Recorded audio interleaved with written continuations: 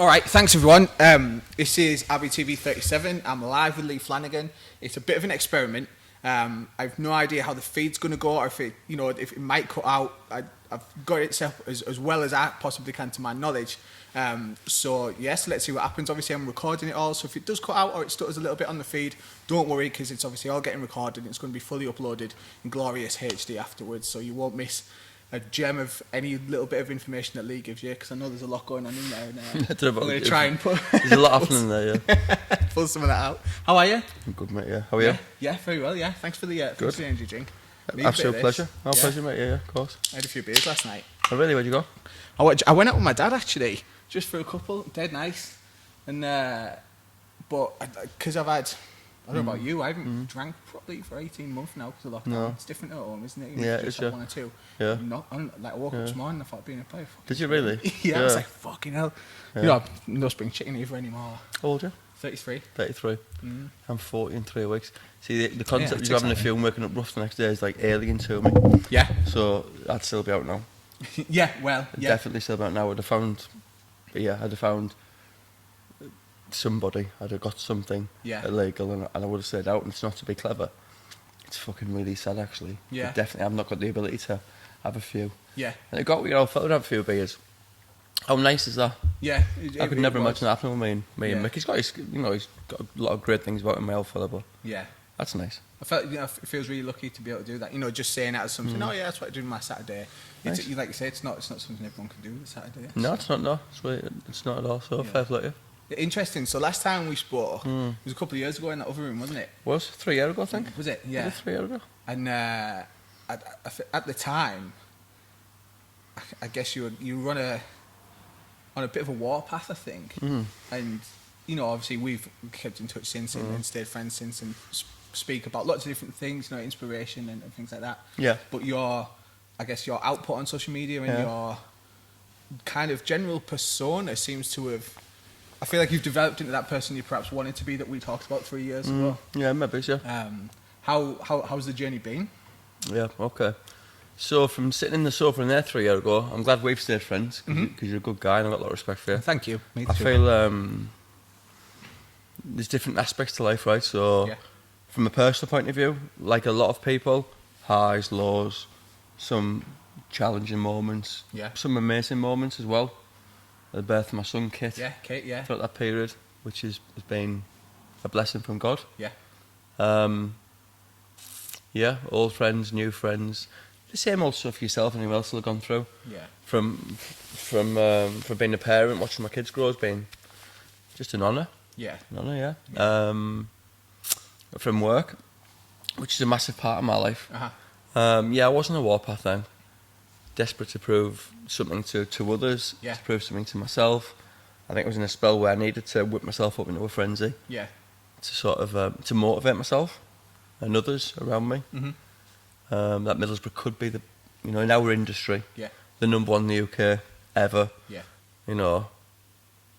Could help. When you go first, sorry. I was just going to say what I've always loved is that you've always flown the flag from Middlesbrough. You've never hid where you're from, and in fact, you've actually turned it into like the motivation, like a pushing force. A lot of people look at, rightly or wrongly, kind of like, oh, fucking hell, I'm from Middlesbrough, and perhaps at the time, whenever there might not be much going on, if they were into whatever they were into, thinking like, oh well, actually London's got got all this infrastructure there for whatever their ambitions were. Whereas I don't know if it was conscious or what, but again, kind of reflecting on it and seeing your journey through Bespoke, because obviously I did some work with Bespoke and I was kept in touch with you and Michelle and Co. You kind of used that as like a propelling force behind you, going, well, actually I'm not going to use it to my disadvantage, I'm going to use it to my advantage. Of course, and be the underdog and sneak up on all these people and actually be like, it don't fucking matter as long as you put the work in. Yeah, definitely. And I think that's really nice. No, I appreciate that, mate. I think so you're right what you say there, but it's not like, so people say to me, the motivational stuff, the positivity, my outlook of wanting to take on London guys and the London firms and prove that I think that the people I work with are very special and unique, and I've been, really lucky to see their journeys develop, grow and become the amazing people they are within our sector and our industry and as human beings. I think that's there's not like a. I think the things for me, I'm not trying to be motivational. I'm not trying to be positive. I'm not trying to be confrontational to the London equivalent of myself. Yeah.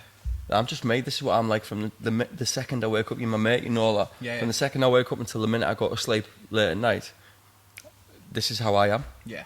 You know, I'm a ball of energy. I just leave from Winniebanks, that's what I am. And I'm not trying to be nothing else, I'm being myself. So a lot of times people say, oh, it's a bit controversial. I'm not trying to be controversial, I'm just saying what my beliefs are, what my what I think and what my thoughts and my values are, you know. I feel like you're 100% you. You're very comfortable in your own skin, like you say. You don't pretend to be anybody else. Don't pretend to be nothing else. You're proud of where you come from, and that's that. And I think a lot of people, whether they realise it or not, struggle with that because they're perhaps trying to be something that they're not. And someone, I imagine listening to lots of podcasts. Someone somewhere said something that really stuck with me that I think about a lot, and they just said, sink into who you are, understand who you are, and if you are a certain way, that's okay. You know, you can always work on yourself and develop yourself, but understand who you are a bit and don't shy away from it. Because everybody, you spot a bullshit a mile off, don't you? You know what I mean? Yeah. As you get older, you can see people perhaps trying it a bit too hard, and it's almost sad because you're like, if you just relax and you were just you, people develop and just all of a sudden they come out. You know, when you talk to somebody about what they're actually passionate about, you see them, don't they? Just go bam, and you're like, that's you. That's, you know what I mean? You do, yeah. You know what I mean? In whatever circumstance, if they're talking to you about a project at work, and you're like, you can tell that they're kind of dying a little bit inside while they're trying to sell you the new broadband or something. Yeah, I get you. You go, do you like boxing? And all of a sudden they're like, bam, you're like, why don't you fucking not be boxing? I get that. I get you. I think you're right. Great analogy, by the way. Great example. You said it there, I'm thinking of my children and smiling. Yeah. But I think, like, you know, sinking into being the person you are, you're the real version of yourself. Society's a lot more accepting of that now. Yeah. Society's a lot more accepting of that. It's a lot more forgiving when it comes to people who've had, you know, mental health problems. Yeah. It's not so much a taboo subject no more. No. Yeah, I agree. People who've had, on the back of mental health, or just had, you know, they are linked, but addiction issues, it's not seen as so much as a weakness no more to say, I've struggled with drugs, I've struggled with drink, I've struggled with myself, I've struggled with breakups. There's a process when they break up that is very alien to me. Sales, for example, girl who's working with us at the minute, Kylie, who's a good kid, she'll be watching this, John. She's a really, really nice lady. Yeah. She's doing phone calls at this moment. It's a practice. It's just practice. I believe in repetition, whatever you do, sport, art, business, sales, whatever it may be. I believe in repetition. Getting the fundamentals right and then repetition. High quality repetition. And I said, like, you don't have to do a phone voice. Them days are gone now. It's interesting that. Yeah, it wouldn't have been before. You'd have to go, hi, my name's Lee from Bespoke Financial Group, and I would have to say my S's and my T's and smile. I'm just Lee. A year ago, someone said to me, you can't swear on social. I'm like, I say what the fuck I want, I'm bothered. I can. I'm not. I spent 39 years being uncomfortable or trying to be other people. It was really tiring and really hard.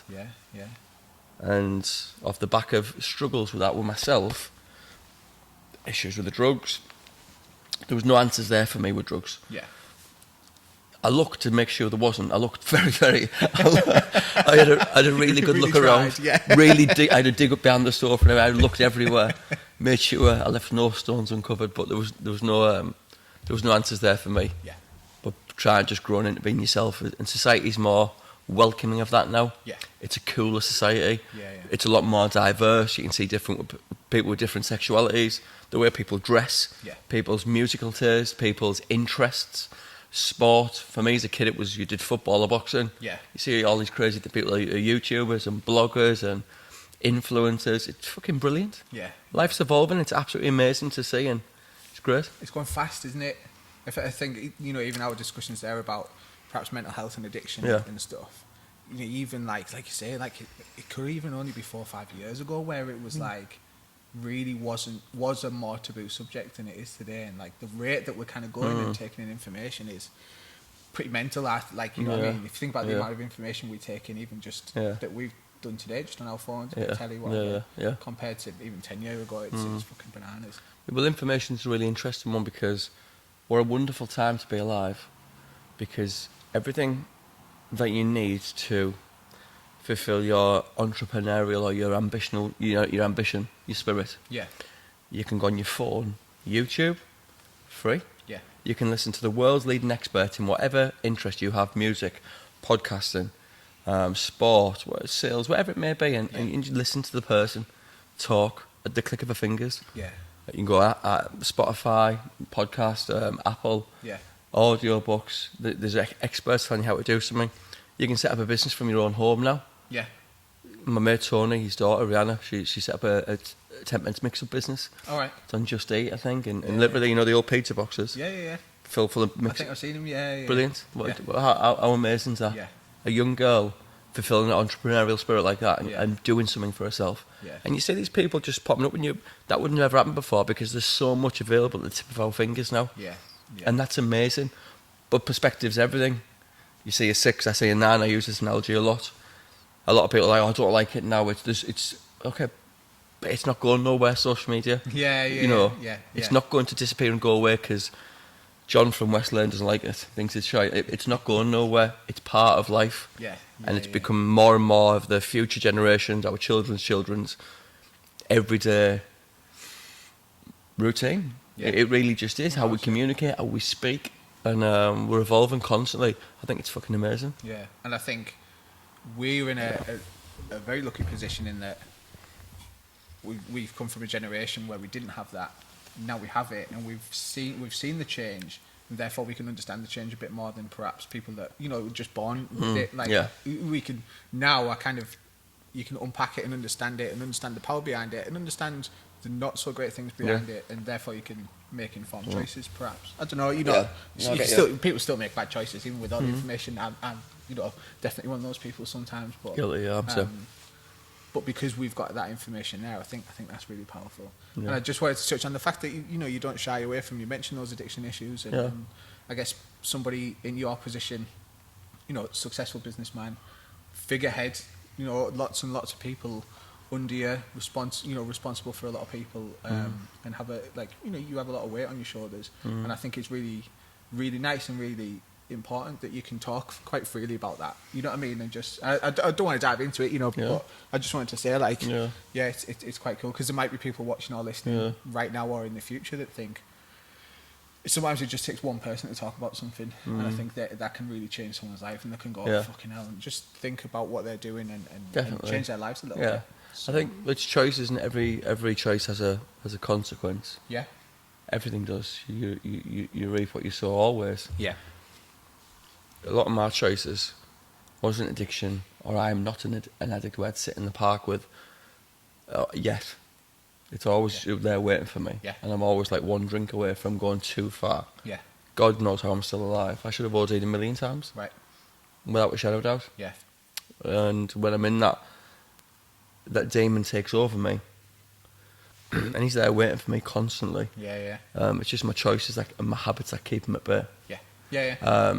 He could take me. I should be dead now. There's no two ways about that. Yeah. There's some of the states I've been in. If you give me a pill or something on my lowest ebb and said, if you take that, you might not live, I'd just say I'm not bothered. Yeah. Like that straight away. No consequence of my children, my family, myself, nothing at all. Because you don't lose control, and that's what your relationship is with a substance or alcohol or whatever people have got, whatever addiction issue it is. And circumstances dictate a lot of this. So for me, I'd always say, I'm bored, there's nothing else to do. Yeah. A lot of it was that, Yeah. A lot of it was that being bored and not having much to do. Yeah. But again, that's because I'm not happy with myself. Yeah. Not comfortable being with myself, spending time with myself. Habits of who you surround yourself with, because if you mate your out session every weekend, I always think you're an average of the 5 people you spend the most time with. Yeah. But you're responsible for your own decisions. If any parents are on here, I'm going to speak to the dads. Not being with your kids at the weekend's a fucking horrendous thing, Yeah. By the way, with Honey, and then with Bailey, who's not biologically mine, but Yeah. Certainly helped bring him up and loved him like my own son. Yeah. Still do. A lot of that, the breakup with their mums was on me and my choices and addictions and whatever. Yeah. The same with Kit's mum as well. But that moment you drop your kid off is a 5-minute spell, and any father, it might be a mother as well, so don't want to be. Yeah. sexist on that one, but any parent who drops their kid off, waves, they're crying, shouting for you, and you get in the car, there's a 5-minute spell, and it's the worst spell of your life. Right. And your heart dies a little bit every single time. Yeah. And a lot of coping, learning to cope with not living with your kids, learning to cope with the guilt of not living with your kids. Yeah. That thing of where are they, what they do, and being on edge constantly. Wade, when our honey used to come over, still sometimes now when she hates it, Yeah. I'll fall asleep when she gets there. I think something subconscious in my life. I spoke to my mate Sarah, who's a therapist. Yeah. A lady who I've got a lot of respect for, and largely credit was saving my life. Yeah. Was she on your podcast? Yeah. Yeah. Nice. Yesterday, and what she said to me was what you've just said. That's why I smiled. If she could have helped one person, it was worth her doing. Yeah. Yeah. And she's an amazing person. Yeah. Got a lot of respect for her. Class. And it's just, yeah, not being with your kids. It's the worst film in the world, mate. Yeah. It's the worst film in the world, and yeah, it's tough. But your coping mechanisms get bigger, get better, and stronger as you grow, as you develop, and you go through certain stages. And like I guess a caterpillar, turtle, butterfly, you got to go through that ugly stage, haven't you?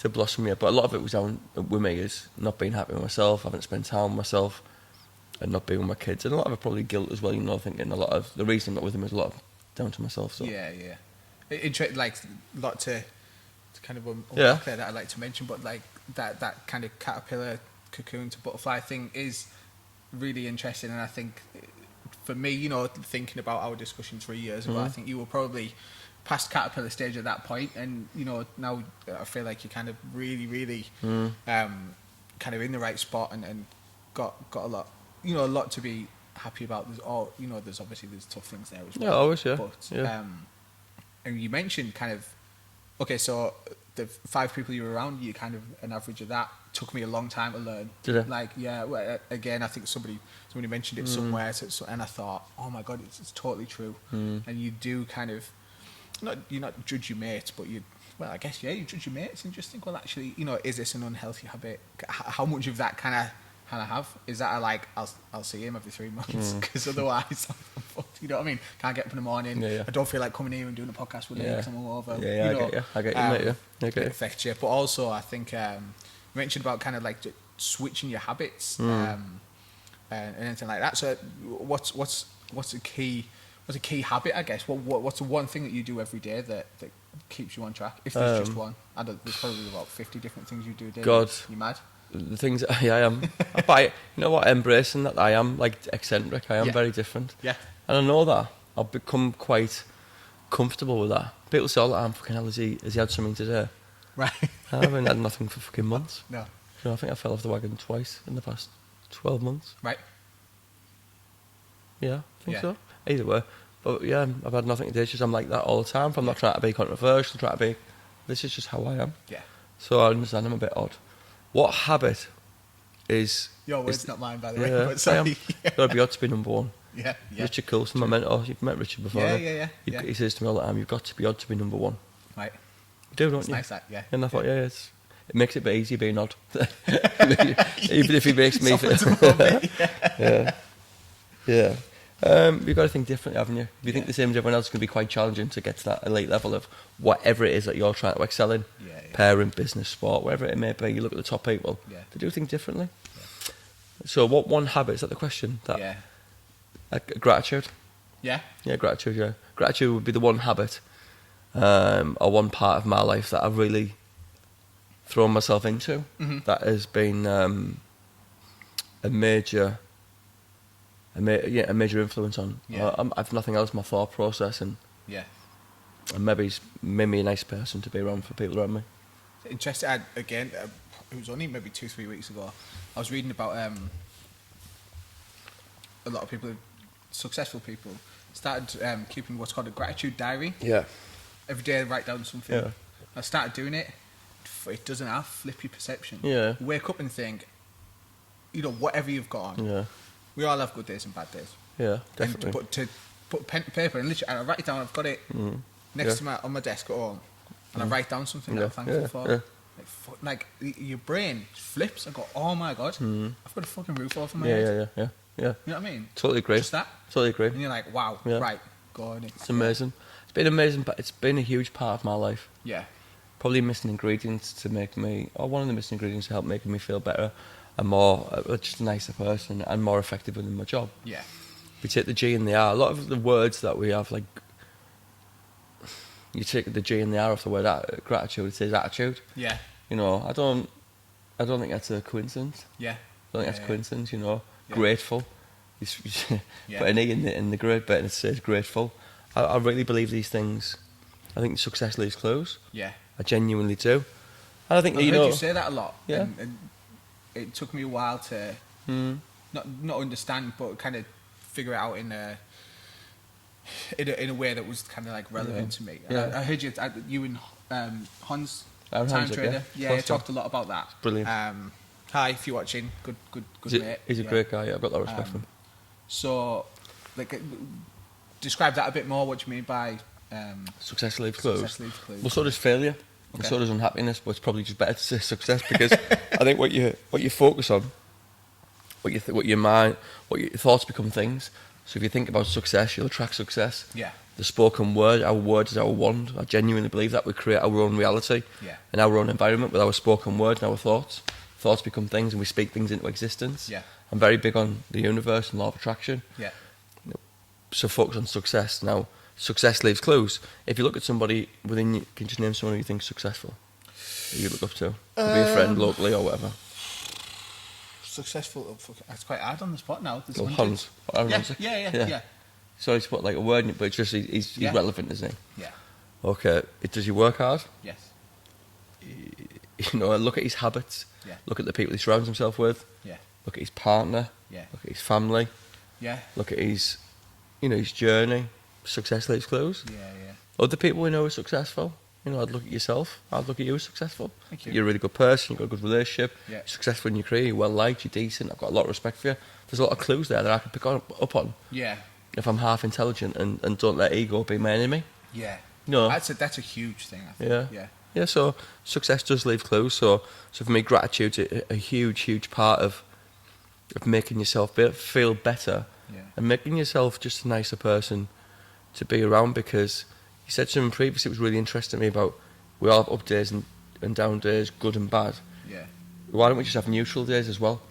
Yeah. Staying neutral is a real superpower. Yeah. And gratitude can be the sort of the anchor that keeps our ship in bay. Yeah. Really believe that. If you think about being neutral, if a car's coming down a hill, right, it can't just go up and down. It has to stop. Yeah. Put the brakes on, go into neutral, and then go up. Yeah. Right? Remaining neutral is a fantastic superpower because what goes up usually comes down. Law of gravity every time it does, but just for the sake of the conversation. And it's a lot. If you stay neutral, it's better going down.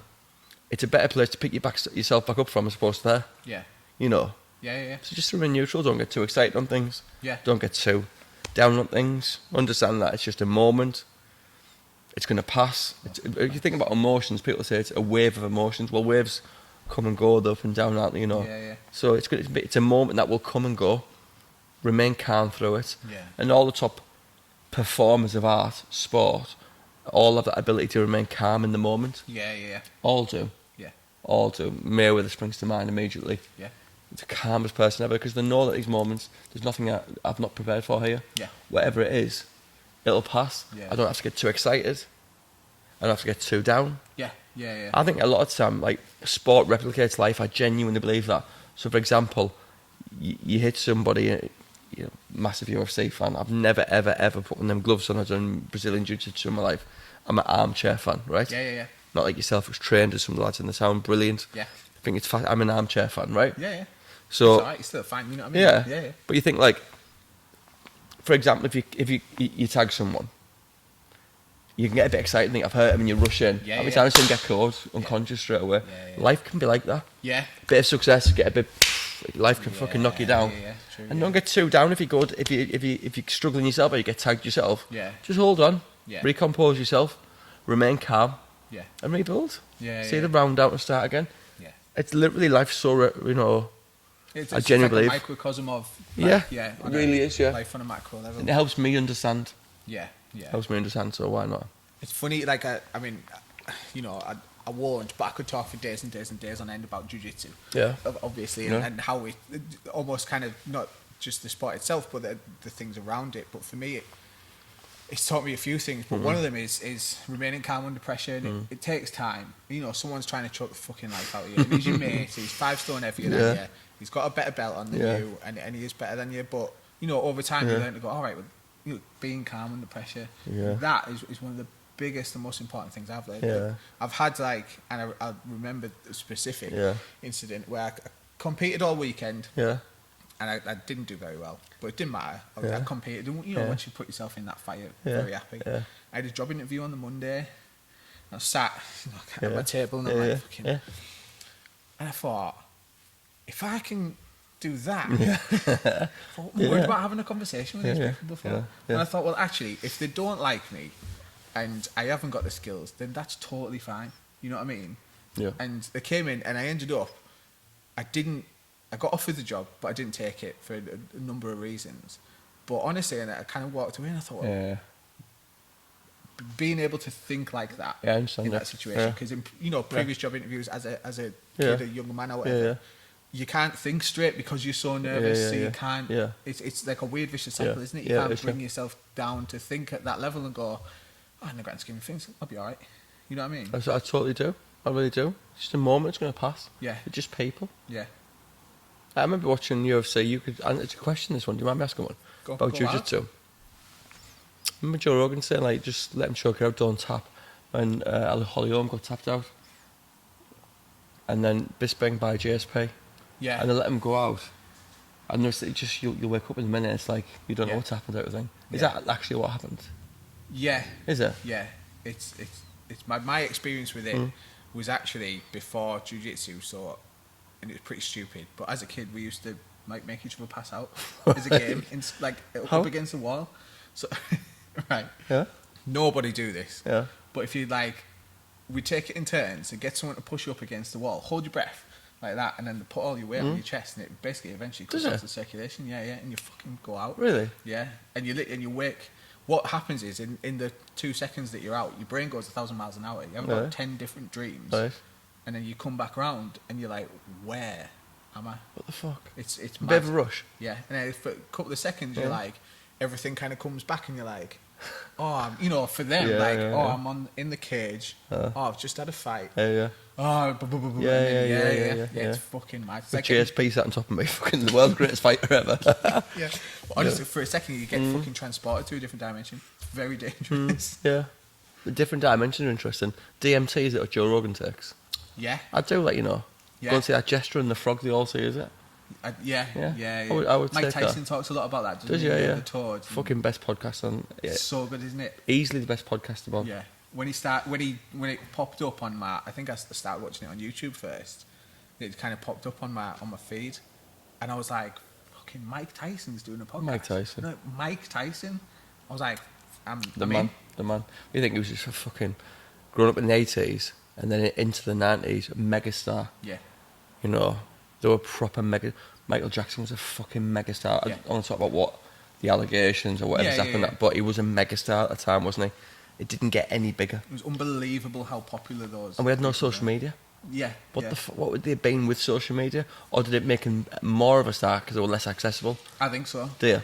Yeah. I don't know if it's because of a generational thing. But I don't know if we'll ever see those levels of fame again. Really? I know, you kind of got Bieber, who exploded because of YouTube, and is probably the closest thing.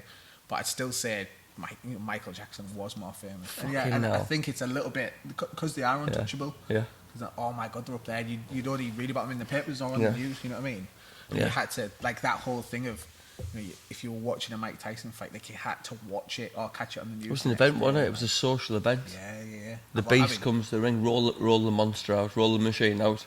He'll glare at someone, do he stay? He's black shorts, he'll knock someone out. Just a human being. When you listen to him now, what's amazing is how self-depreciating he is, and how open he is about his insecurities. I've seen him cry 3 or 4 times. I don't know if he's high when he's doing it because he smokes weed on the show, doesn't he? But he's fucking fascinating character. Actually, really likeable as well. Strangely, really likeable as a human being and fascinating to watch. I think it's because he, like you say, he's fully kind of opened up and he accepts who he is. Like you say, he is very self-depreciating. But again, there's just a little bit of that, Like imagine if Michael Jackson had a podcast. Yeah, fucking hell. Well, know what I mean? Obama's about to start one, isn't he? Barack Obama's about to start one. Bruce Springsteen. Yeah. Fucking brilliant. Yeah. That'd be the biggest podcast in the world. Yeah. Got to be. Yeah. You think about, like, Jackson, Tyson. Mike Tyson.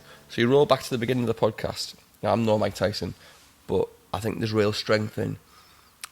Well, I always revert back to my own head. I always go back to sport or art. Yeah. It's my point of reference. Okay. It's how I can understand things, right? Yeah. I went to Archibald School, Lackland Grange. Fucking brilliant schools in the heart of Middlesbrough, but not Cambridge and Oxford, right? Yeah. And I certainly was not a model student. Okay. I was too busy playing football and chasing skirt. Yeah. You know, being a lad. Yeah. Anyway, you think about being self-depreciating. When you learn at the end of the 8 Mile, where Eminem says, "I am white, I am a fucking bum, I do live in a trailer mud," he raps about himself, as opposed to his rival, right? Yeah. And he takes the power away from him. Yeah. When you just embrace your vulnerabilities are a fucking real superpower, you know. Yeah. To say, this is who I am. And my life started to change a lot within business. The people around me got a lot better. Yeah. I'd like to think I got a better person as well. Definitely make a lot of fuck-ups still to this day and will continue to.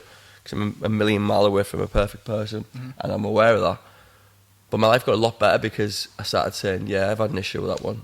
That was my fault, that. Yeah. I can say, but it was my fault. I'm responsible for my response to that, and I take responsibility for the actions I took there.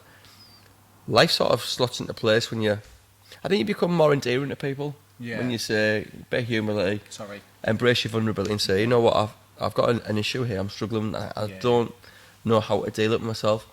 I really don't know how to deal with it myself. Yeah. Yeah, what people naturally go, like, you can always picture them coming around and going, right, well, let's figure it out. Yeah. And that, instead of hiding it and fucking it up, is massive. And I think, one thing that took me a long time to learn and understand is it's okay to fuck up, and to say sorry. You know what I mean? And not have the answers. Someone comes to you and you do fuck up, and just going, yeah. I mean, I don't apologise all the time. I probably do fuck up all the time, but there is. I see it in people and they daren't do it. Yeah. Whereas I've been in meetings with fucking big wigs and like lots of them, and just going, that was me. I thought this. Actually, what the case is this. It was my fault. It's on my head. And I've never been sacked. I've never been berated for it. Well, Tomorrow, I'll figure it out. Yeah. What did you say on that fucking podcast? Do you know what I mean? And it's if anything, it's always turned into a good thing. But people are so afraid of admitting fault. Afraid, yeah. It's really weird. Fear's a real driver. If fear can be your tailwind and not your headwind, it can be such a powerful driving emotion or fuel for your journey. Yeah. We're all on a journey as well, right? Fear can be it can either fuck you up and derail you, or it can really drive you to go where you want to go. Yeah. I think for myself on my journey with like insurance and bespoke, 11 years next week I've been doing this job. Really? I remember going to the training course for 20 quid, Yeah. washing a shirt in the bathtub. I was done completely. Yeah. I couldn't have been any further away from being finished if I tried. Just if we could just pause on that moment. When you were there, did you want to be there? Did you want to go on this course and sell insurance? Or was it I'll give it a go? Well, 29-year-old, Yeah. raging drug addiction that you try to hide from the world. Right. Tens of thousands of pounds worth of debt. Right. Major fuck up. Middlesbrough's a small place as well. Very humbling experience because everyone knows but you fuck up. Everyone knows each other. Yeah. Yeah. So, no, I didn't want to be there. I never grew up wanting to be a salesperson. Yeah. I remember Bailey's mum was convinced, you got to go, you could be a good salesperson. She bought me a suit, give me the 20 quid, which forever in debt to her, God bless her. Yeah. And no, I didn't want to go there. Yeah. I didn't want to be there. On the night I was there thinking, what am I doing? Yeah. I think the night before, I'd gay the night before. Yeah. It was just part of my routine. Yeah. Sadly. And no, I didn't want to be there. Yeah. I'd written my suicide note beforehand. Yeah. A few weeks previously. They were there ready to go. Just didn't dare go through with it. Yeah. Sorry, I stopped you. Yeah, no. I think, no, I didn't want to be there, no. Yeah. Didn't want to be there. I don't know if it's sort of acceptance. Sometimes living in the moment and just accepting the reality of where you are is a real strength. Yeah. But it takes a while to be able to be calm enough to be able to do that. Yeah. And say, you know what, fucked up, I'm here now, vulnerability. embrace that vulnerability and just accept the reality of where you are. Because wherever you are, unless it's an illness, right, or someone fucked you over, which happens to all of us, your choices have got you there. Your choices have got you where you are. Responsibility, vulnerability, take some accountability, then work your fucking ass off to try and become a better person. Well, it's kind of accepting and going, okay, this is me right now, this is my reality. What's the next step? I'm going to make a good decision or a bad decision. Yeah, definitely, Left foot forward. All right, I'm still standing. Right foot forward. Yeah, I get you. Or is it a separate way to go tracking, we call it bespoke, or you could do like a reverse engineer. So if I could go back now and give myself some advice, it would be dream really big. Stop taking drugs, fucking cut these people out of your life. Stop doing this. Really show this person in your life some respect because they're really good people. You know, appreciate what you've got, gratitude. Okay. Let go of guilt because it's fucking a really dangerous, harmful heavy bag and burden to carry around with. It's going to take its toll eventually. It does. It ages you. You see it in people's posture, don't you? 100%. Negative words 10x more powerful than a positive word. So why would you say something stupid? It's the neutral thing again, right? You've got nothing good to say, don't fucking say nothing. Don't say that negative word. But no, I didn't want to sell insurance. Not for one moment, but you just get the fuck on with things, don't you? And I got my head down. I worked as hard as I possibly could, and slowly but surely worked forward. I was going to say about reverse engineering. Sorry. So if you think about even then, like this won't mean much to somebody. It's your dream, your personal dream, your vision. My personal vision, my personal dreams, business, in love, in relationships, for my children, for family, for friends. My aspirations, they're unique to me. God's blessed me with them. Same as every single person in the UK, in the world, right, is being blessed with a talent, a gift. But they've also been given that imagination that's unique to them. No one else can see what's... And I think your imagination's a sneak preview of life's common attractions or possibilities. Depending on who wants to go and get it. Fortune favours the brave. So what you can do is you live in that final moment. Whether the moment is, whether it's getting married, so at the altar holding you fucking love of your life's hand, looking at her eyes and being married. Whether it's a career goal, whether it's living in a house, a material, whatever it may be, right?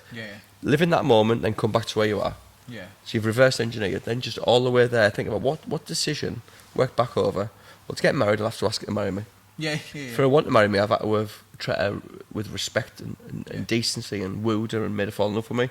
How do I do that? Integrity, honour, spoil her, treat her well, and just work your way back. How do I do that? Okay, I need, your first part is fucking ask her on a date, you know. And then all you do is just like Hansel and Gretel, is pick up the clues all the ways to the altar. Now I'm being a million miles from getting fucking married, unfortunately. Because of me.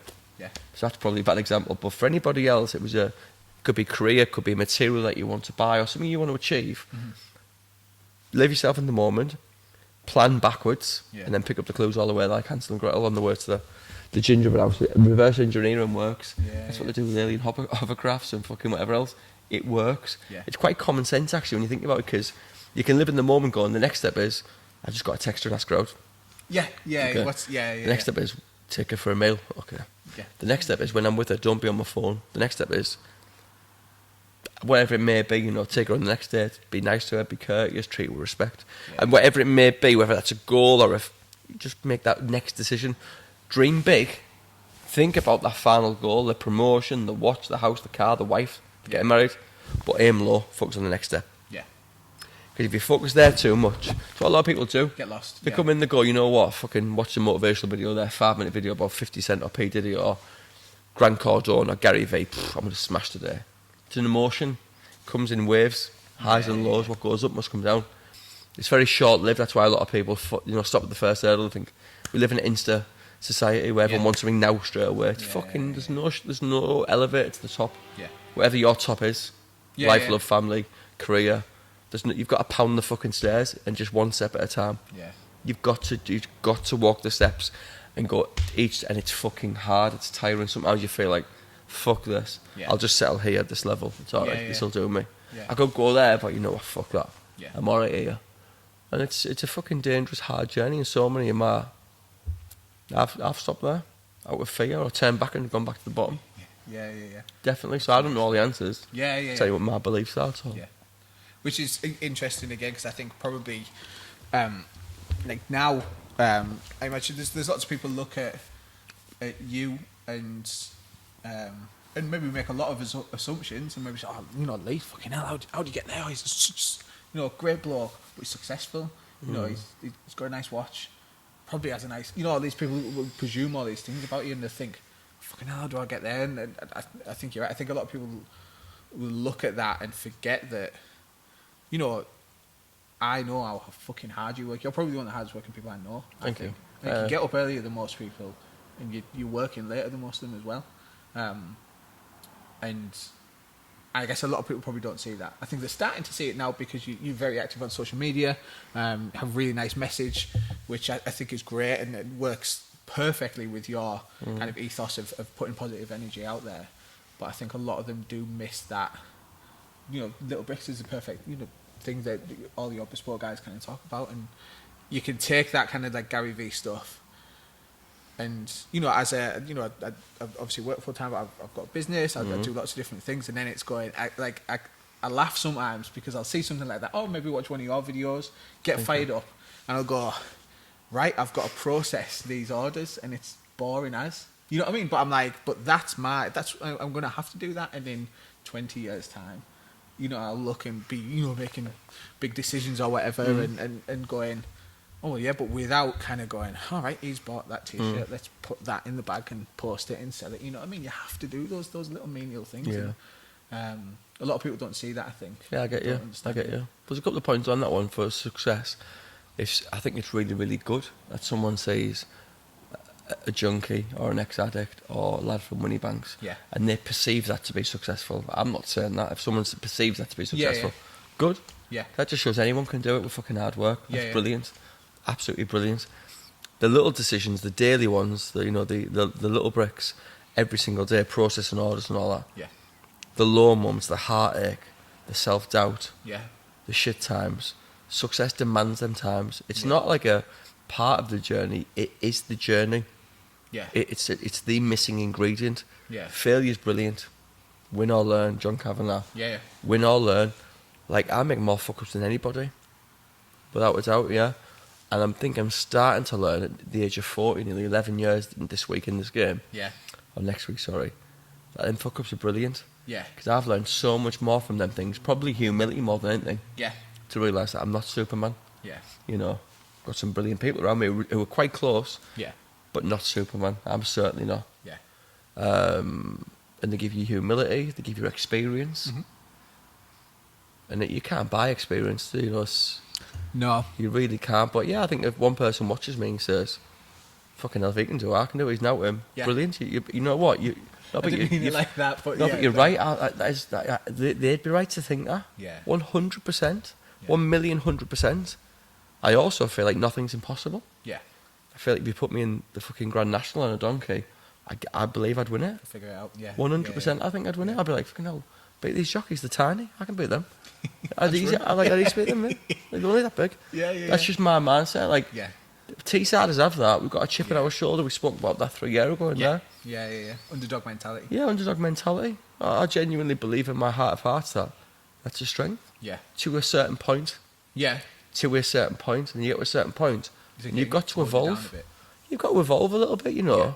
You've got to evolve and grow and develop, and that comes from education and humility. Yeah. And listening and working to others. Yeah. No, this is not just my journey. This is our journey, and what do you think? What do you think about this and really growing from there, I think it's really important to go down that journey, It's a massive part of everything. Thank you. Yeah. I think you're right. It's funny, I was thinking about something you said earlier about being odd. When I started this podcast a long time ago, obviously I've had 18 months off because of COVID, because for a long time I couldn't do this. And for me, this is what it's about. I love having somebody in the room with me and having that conversation. So, hit pause. Yeah. But 3.5 years ago, when I first RBTV #1, I was working with Salvin at the time in the tattoo shop. Somebody came in and said, so why are you doing that? I said, to be honest with you, I just know there's something in it. I said, I can do it because I'm fortunate enough that I've got the technical knowledge of how to do it. You're brilliant. But also, so I said, and obviously I'm not shy on camera, so I just thought, fuck it, I'll give it a go. And I kind of thought there is power in it. And they went, do you want to like be on the radio and go and work for BBC or something? They just didn't get it, you know what I mean? They were like, so yeah, do you want to be on Radio 1? And I was like, no, I want to do a podcast and just see what happens. Yeah. And while I've never made money directly from the podcast, you know what I mean? Yeah. YouTube views, ad views, you get about a penny a year. But it was never about that. But what I've got in terms of what I've learned from speaking to people like you, just having great conversations with my friends, but also like other people just going, oh, he's got the initiative to put yourself out there and just do this thing. And I bump into friends now, people that I haven't seen for a couple of years. Yeah. First thing they say, how's the podcast going? Yeah. And I'm like, oh, you've watched it? And they're like, yeah. And I'm like, fucking hell, it's... Yeah. But there's just and I don't know, and I think you see things like that. You see power and potential in things as well. Well, I do, yeah. I think your podcast is one of my favourite things. I love talking to you. I think you're a very interesting guy. We've got a lot of similar beliefs and views. Yeah. If you looked at us and put us together, you'd think, fucking hell, it could be a million mile apart. Yeah. But I've got a lot of synergy with you. You're a nice person, so I love watching your podcast. The Jamie Taylor one was excellent. I loved it. Yeah, it was good. It was nice to see Jamie open up a little bit because I think he's brilliant. Yeah. He's a really, really interesting guy. I've got a lot of time for him. Yeah.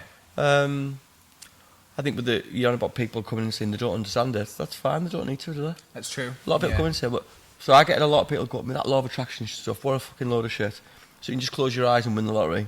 You know, I used to go, "Yeah, but it doesn't work like." And now it goes, "Yeah, no worries. It's cool." Yeah. Cool. Everyone's entitled to opinion. Yeah. You know, else maybe a better father. Yeah. Better person. You know, keeps me off the drugs. So that's fine. No worries. I don't believe in it. Straight. Okay. No worries. Totally fine. Go and convince me. So it's not my job to convince you. Same as what I'm not saying to you. You must buy insurance off me. You must watch this podcast. I'm just being me. That's all. And turn the volume a little bit. And I think it's like kind of. I think about efficiency of energy and like the amount of effort you could put into convincing person X about the law of attraction. Actually, you just got them. Does it matter? You just put that energy into... These are my beliefs, this is what I do. And what's really funny, like that sentence in itself, right, the law of attraction is shit. It's hilarious because it proves the law of attraction. You know what I mean? Because you're putting out negative energy, what are you going to get back? Negative energy, somebody, not being confrontational, but like potentially being like, well, no, you know what I mean? You're entering a debate again, aren't you? So it's no worries, You know, I believe the law of attraction, so I believe no matter what you're thinking about or what you're talking about, more importantly, is a lot more powerful. Or what you're acting, what you're doing, is everything. So just be cautious of that because, like, any thought, you're asking for it. Yeah, he's listening all the time, and no matter what, the universe. When you think about something, a couple of things the universe loves: the gratitude. Yeah, loves a bit of gratitude. The universe, God, whatever it is people believe in, is totally fine. I believe in God. Yeah, loves gratitude. Yeah, and it loves hard work. Yeah, and I'm really good at both. Yeah. Like, not so arrogant when you said to me, "Are you the hardest worker?" or "One of the hardest worker?" No, I'd like to say the others ones are because that's my competitive edge. I'm thinking, fuck, I'll beat them. But that's to me, I've been blessed with the ability to work hard. I think I'm the hardest working person I know. Yeah. And I'm very, very proud about that. Yeah. I say all the time to Michelle and Nathan and Daz, and I'm like, make sure to Francis, tell the kids how hard I worked, right? Make sure we tell them how good I was at work. Yeah. All the time. It sounds silly, doesn't it? When I'm gone, tell them how good I was. Yeah. Out my job. Tell them how hard I worked. Yeah. I'm really proud of it. Like, I am, man. There's a hustle in that, and you know, one thing, I've got time for anybody who gets up out of bed and works hard. You know what I mean? Whatever the field is. Yeah, I agree. Whatever your ambitions are, like you can't fault it. There's literally, you've never, or I don't. You've got something seriously wrong with it. I think if you look at someone who just fucking puts the time in, and you don't like them for it, you know what I mean? But I don't think I've ever met anybody that would ever say that about someone, no matter what a person's traits are. A lot of people will go, but it's becoming work hard though. You know what I mean? It's becoming cooler, isn't it, to work hard? Nathan Steele, genius, says to me, working hard's the new cool, isn't it? Yeah. It is. Gone on the days of sessioning for 3 days, sniffed off your brain. Yeah. People go fucking cool them, or like having a fight and being the hard man. It's not that cool no matter what. Working hard, being a listen, I'm not going to say sexist here, but for mums as well, for working parents, or just for single young people. Yeah, well, it's not just professional, it's for anybody, whatever. In general. For me, it's important to be a man and to provide for my children. Yeah. and to treat people I work with, with integrity and respect. Like, that's being a man. That's like, it's a cool thing to be. It's really cool. People like your Floyd Mayweathers and your Gary V's and these YouTubers and sensations and what. They made it really cool to work so hard. It is, success leaves clues. Look at them again. Do you know what I mean? So I think it's free to do. Working hard's a fucking a free thing to do. There's no cost. But it gets me when people go, you know what? Like, here's one for you. Lee works hard. I've been getting it for quite a long time. It used to bother me. Okay. Now I just smile. I work smart. I don't have to work so hard. Like, I think, well, dickhead, proper dickhead. Like, I used to get angry and go, well, I work smart and hard, dickhead. I used to say that all the time, but now I think, like, whatever. Like, good for you. You continue working smart. I'll do my thing, and good luck with everything. I wish you will. But equally, I think we may have even had this discussion years ago about kind of working hard and working smart. You can work smart. All that means is you're kind of pulling a task down to its core properties and values. So actually, maybe 80% of that task, whatever it is, maybe unnecessary. So you've got that 20% now. What are you going to do with that other 80% of the time? If you get more efficient with all the other shit that you have to do, there's always something to do. You just get better at it. You can still work hard and work smart at the same time. You just get more shit done. A lot of people do. A lot of people are cut off at that point, or they'll stretch the job out. Comes down to the people. The most important aspect or element to a business or to a family is the people. It's not the name, it's not the material, it's not the money, it's not the data or the information. We keep getting told that data's gold, data's the new, cash is king. People, that's where your value is. And the people will create the environment, and the environment will create the culture. Without a shadow of a doubt, family, friends, a WhatsApp group, a working environment. That's it. How do you get them? You're about getting better at something and maximising your output. That's experience. Working with the right people again all the time. Having the right people around you. There's a 10,000 hour rule that says you need to be, if you work 10,000 hours at something, you become an expert. Well, not necessarily. If you're doing the, what if you're not maximising? What if you just go to work and fuck about for 10,000 hours? You become an expert? No. You become an expert in fucking about, basically. There you go. If you get an expert, you could get somebody who, not the greatest teacher in the world, and you're going to get taught of him, so you could get really good at that teacher's level. So it doesn't necessarily come true, but you're going to get out what you put in anything. Surround yourself with good people. People being the key element always. Try your absolute best. Be all in on it, live on the moment. You usually get good results from that. And one thing I wanted to touch on, you mentioned Nathan being surrounded by some great people at Bespoke. And I think, one thing, I've been in your offices plenty of times. Thanks. Everyone's great, and they are a nice bunch. How do you find them? Well, I'm not surrounded by people at work. They're my friends. The separation happened. Stopped being the Lee journey quite a long time ago, and started being our journey quite. That become a lot cooler. And a lot more fun as well. There's a lot of cohesion there. I love them. I love the How do you find them? So not me, but if person X turns up tomorrow, looking at Lee, love the podcast, I want to work for you. How do you know if they're going to fit in? You don't. You don't. How do you find good people to come across? Well, like attracts like. Okay, so we attract what we are, who we are, what we do. Okay. Also, as well, if you've got a good social media presence, or a good brand, we all have a brand, just whether you've got a good or effective one or not. Every single person says, I'm not bothered about social. Well, you've got a brand then because your brand's not bothered about social. We've all got a brand. So people are going to have a little look in the garden and come and take what they need from it to jump over back into their own garden and get on with their own journey. And that's fine. We're all, I always say, who's on your bus with you? And understand when you got on the bus, it's going to be a really long journey. You're going to get lost sometimes, you're going to get a bit bored, you're going to swap seats a few times, you're going to stop at the services, you're going to break down, you'll need... Some people are going to get off a stop before you, or a couple of stops before you. Some people might get on the wrong bus. Some people might get off earlier than what you thought, or a bit too late than what you thought. Life's a fucking journey. Make sure you've got the right people on the bus for you, who you know what, if you do break down, they'll get out and fucking help you jack it up. And you'll actually enjoy the journey with them as well. Because the journey is more important part than the actual destination. I don't even know if we reach the destination, because everyone doing is just part of the journey. How do we find people? We don't recruit anything. We don't use recruitment companies. I think we've recruited one person who's brilliant, Sam, through a recruitment company. The rest of it's just through family and friends. Yeah. And they've come in and made some really bad mistakes that I'll take accountability for. Really, really, really bad mistakes. And some people have been a really good fit. Yeah. Some people have been a really bad fit. And are probably the ones who haven't worked out. Maybe it's knew all along that they probably weren't going to. I'm not saying that they're bad people whatsoever. Not in one bit. I wish them all the best. Yeah. 100%, yeah. But I probably knew in my heart of hearts, and they probably did that. This is not going to be a long-term thing. Yeah. So that's a tactic over a strategy. Strategy is a value-led, long-term energy. Tactics a short-term gain. They were probably just tactical decisions for both us and them, and they're now off on their own journeys, and I wish them well. Yeah. But yeah, like attracts like. That's how you get good people. You be a good person yourself and be the change that you want to see. Yeah. And we're fucking good at our job, you know. Like, people are really afraid to see this. I did a video the other day and put on Facebook. Little England, Middlesbrough is the worst in the world for saying.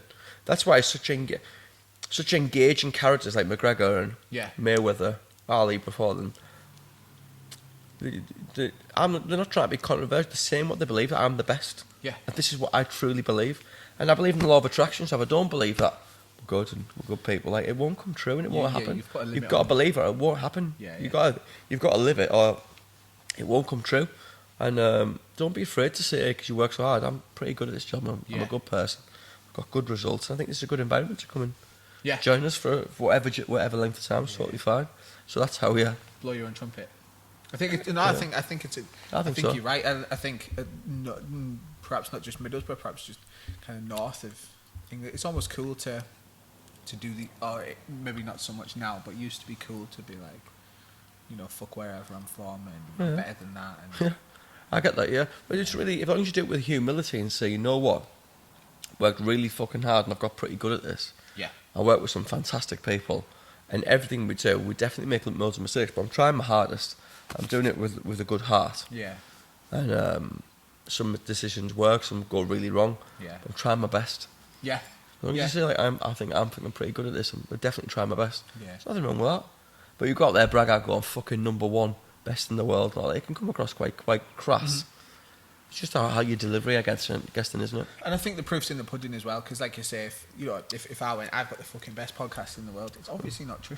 You know what I mean? I like to think it's a good production as well, but it's obviously not the best podcast in the world. Why is it not true though? Huh? Why isn't that? That's an opinion thing, isn't it? What did you use best by numbers, viewing? Yeah, like, okay, it's just something tangible. Some might watch it, like your old man you're really close to, or I might, or you might, and go, actually, no, this is my best. Yeah, okay, all right, yeah. And my favourite artist in the world is Brad Robinson, a lad from Pally Park. All right. Fucking phenomenal. Have you heard him? Yeah. No. I will listen. Yeah. Lofty, Justin, Chris. There's some brilliant artists around here. Yeah. They're not the biggest in the world. I don't like them. Yeah. They don't need to be. Yeah. Do you know what I mean? Yeah. They don't need to be. So your podcast will be the best of someone. If you, and then again, what you said earlier on, if one person, it's worth doing. It's the best to that person, and you're trying your best. It's true that. What else can you fucking do? Exactly. Do you know what I mean? Like, what the fuck else? What else can you do? You know, Spotify haven't given you 100 million, have they? No. Like the Joe Rogan. But it's a min podcast at least, to be fair. Yeah, it's great. Yeah. And but even that is as an example is fascinating in itself, in that he talked about how he just kind of started talking to his mates and understood that there was something there perhaps, and it could turn into something he could have never understood it being where it is now. But just I think sometimes just having a punt is quite important. But consistency is obviously key as well, I think. Both are really important. You say 5 years ago then, how the world's changed so much. Like 10 years ago, right? And say, right, we've got a good idea here. Moderately successful comedian in America only, Joe Rogan. You're going to get a gig on this mixed martial arts thing that isn't that big at the time. It's a failing business model. Yeah. But this lad from Boston, 2 fucking rich brothers from Vegas, are going to buy it. Give it a go on commentary, see how it gets on. By the way, that's not the idea.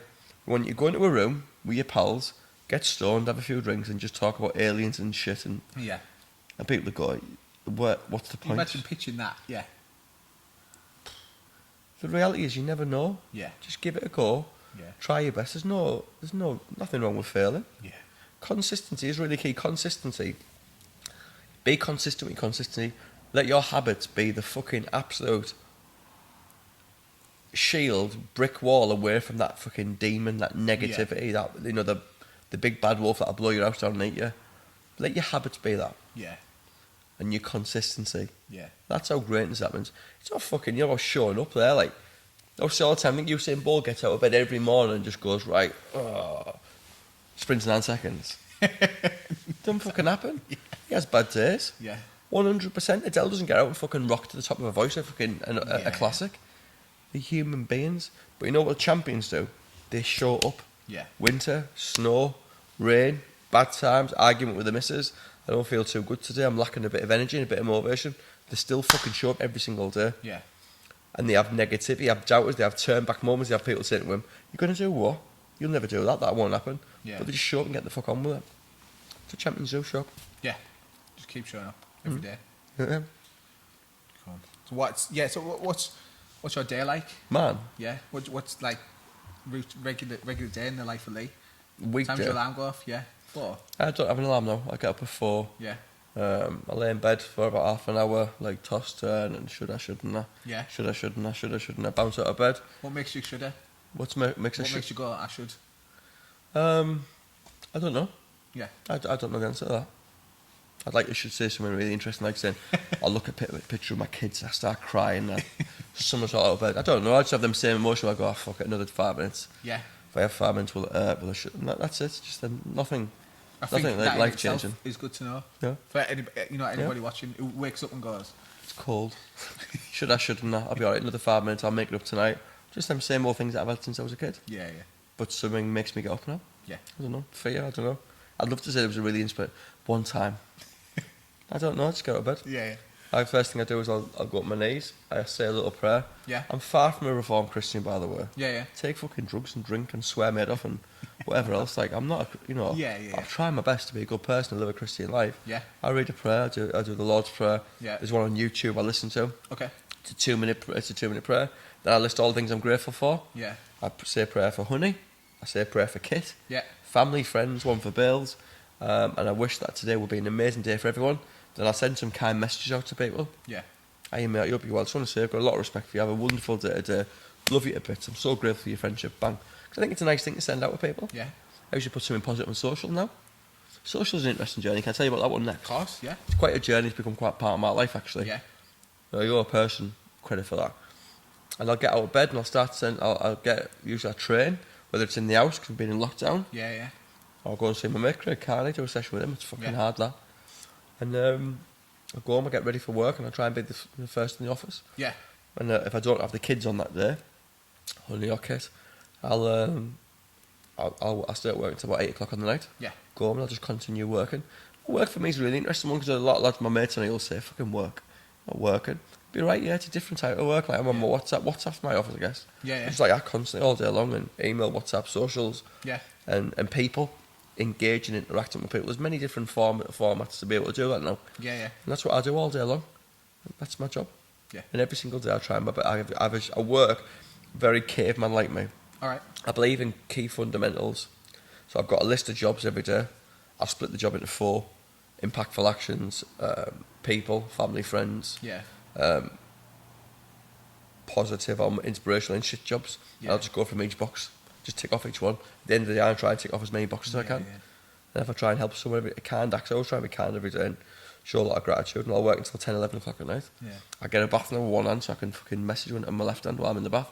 So I'm not missing a beat. Because if I get out of the bath after 10 minutes, I'll come out to like 37 WhatsApps. Yeah. 20 emails. And God knows how many texts. Yeah. And what I'm looking for, the emails are done because they're just the bore me to tears because I can't voice note back or anything like that. Yeah. They're like the old Royal Mail now, aren't they? Yeah.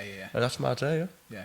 And I think what's interesting before we jump onto socials is I think what you perceive as the word work, and this isn't taken away from how hard you work, obviously, but it is different to perhaps what other people think of as work. I think some people, and quite rightly, I guess some people think of work as that place that they show up at 9 o'clock and they do whatever they do, landscaping, put bricks, work in IT, whatever. And at 5 o'clock my work is done. But what it sounds like to me is that I guess your work it's almost all encompassing. It's not a job. It's 'cause you're talking about kind of being grateful to your family, making sure you send them nice messages, and that being part of your, I guess, like work day. So you kind of never not working, but it feels very much like a different type of work. It's more, it's you, it's your entire day is, or at least sounds like, you know, a task list of wonderful things, and I think that's important, you know, including. And lots of people could probably take it away and going, well, okay, so even if they do work a 9-to-5 job and going, I'm going to smash all of these things, here's my list. And I'm a fan of lists. I've got lists, love it, keeps me right. But, you know, maybe it's thinking about, well, actually, putting that bed together, making sure, you know, I kiss my daughter's head before she goes to bed, or I'm there for bath time, or whatever, you know, it is. Oh, yeah, make sure, actually, I'm going to buy my dog some gravy bones on the way home to make, you know. And I think that's really interesting, and one for viewers hopefully to take home and go, well, actually, it's little habits. Kind of like your work's never done almost, and changing our perception of what work is. I think like your habits, your shopping list. I call it a shopping list. Yeah. If you ever go to Tesco without a list, you buy bubble bath, old DVDs, pajamas every fucking time. Yeah. And I always forget the bread. Forget the bread and milk. And think, what the fuck? Yeah. A new crunchy iced lolly or something mental like that. Yeah. You get what I thought, what was I going for? You spend more than you wanted to, you get nothing achieved, and you wander around aimlessly. So I need a shopping list every day for work. It's part of my habit. Yeah. And I let my shopping list be my sat-nav for the day. Yeah. As regards to going to work. It's a really nice way to think about it, actually. It's very simplistic for me. Yeah. I think very simply. I think like. But it's right, you're not fucking about, you know what I mean? That's, sorry. And work separation, not your fucking podcast, man. I'm grateful to be on. Don't apologise. I think like work separation, there's no separation for me. Yeah. Work friends, home friends. You've got to separate yourself. You've got to take this cap off and put that cap on. Apart from parenting, because that is a balance and one that I've not mastered. Yeah, shamefully to say. I don't think anyone has. I won't worry about it. Is because we're so available now on our phone. There's always a call that I have to take this call. Yeah. Sadly, you don't. But that's the thing I've not got. Apart from time with your children, that's part of who I am. Yeah. It's a major part of who I am. Then people who I work with, life insurance. You know what we're trying to do together at Bespoke. Yeah. Our journey, it's part of my life. It's part of me. Yeah. There's no separation from me. Balance is not something that I've managed to master. Yeah. But I think. I don't know if you need to. Yeah. Do you need to? I don't know. I think it's interesting in that I'm a big believer in momentum. Yeah. And you just get that ball rolling, and it's fucking hard sometimes to just get it to go a bit. But once you're doing before you go, and I have. You know, taking breaks from whatever, whether it's been like a week off work, and sometimes it's been more detrimental coming back because I wake up and I go, I have to get that ball rolling again. I'm going to start drawing t-shirts for my clothing company, or I'm going to have to, alright, this video needs making. But once you do a couple of those things, all of a sudden, and I see it in you, and I see it in myself, and my brain's going, and I'm on, and I'm fucking putting content out, and I'm like, and then I'm like, here we go, we're on it, lads. You know what I mean? The bus is going. The bus isn't broke down anymore. Definitely. Momentum's huge, but what people see, the boulder flying past at 1,000 miles an hour. They don't see you at the bottom of the hill going. Great analogy. Great analogy. Well, Big Mo, John Maxwell, he says he has a section in one of his books. 25 Laws of Leadership. He says one of them's called Big Mo. Right. So all the guys at Bespoke will know this one. Yeah. We all, you said about getting it going again. It's always going. Big Mo. Yeah. Momentum. Momentum is always with us. Whether it's just going with the flow. It's you've got a lot of momentum behind you. Just going with the flow. Just plodding, going through the motions. Yeah. If you're having a real shit spell, it doesn't come in fucking. It doesn't like it'll be going full on. Everything will be going. Yeah. You'll stub your toe, your phone, you'll smash your screen on your phone, you'll turn the wrong way, you'll have a crash, you'll get a fucking unexpected bill or speeding.